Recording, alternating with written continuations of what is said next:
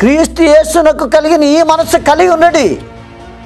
ఆయన దేవుని స్వరూపము కలిగిన వాడే ఉండి దేవునితో సమానముగా ఎంచుకుంటుట విడిచిపెట్టకూడని భాగ్యం అని ఎంచుకొనలేదు. కానీ మనుషుని పోలికగా పుట్టి దాసుని స్వరూపం ధరించుకున్నాను. దాసుని స్వరూపం. ఆ కన్న తల్లి నేను అప్పుడప్పుడు చూస్తుంటాను. నా భార్య పిల్లల కోసం ఎంత త్యాగం చేస్తుంది, ఎంత త్యాగం. పిల్లలు విడిచిపెట్టిన బట్టలు, ఆ స్కూల్కి పరిగెడుతున్న పిల్లల తల్లి, ఈరోజు వాషింగ్ మిషన్లు వచ్చాయి. ఒకప్పుడు ఆ తల్లి రెక్కల ముక్కలు చేసుకుని బట్టలు ఉతుకుతూ ఎంత త్యాగపు.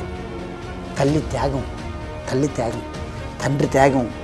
అది తినకో డబ్బు సంపాదించి పిల్లలు చదివిస్తూ ఉంటారు. త్యాగం. బహుమానం, వాళ్ళకు బహుమానం. దేవుడిచ్చిన బహుమానాలకి మన పిల్లలకి మనం ఎలాగైతే మేలు చేస్తున్నాం, అలాగే క్రైస్తవుడిగా దేవుని బిడ్డలుగా క్రీస్తు యేసు మనసు కలిగి మనం కూడా ఇతరులకి బహుమానంగా ఉండాలి.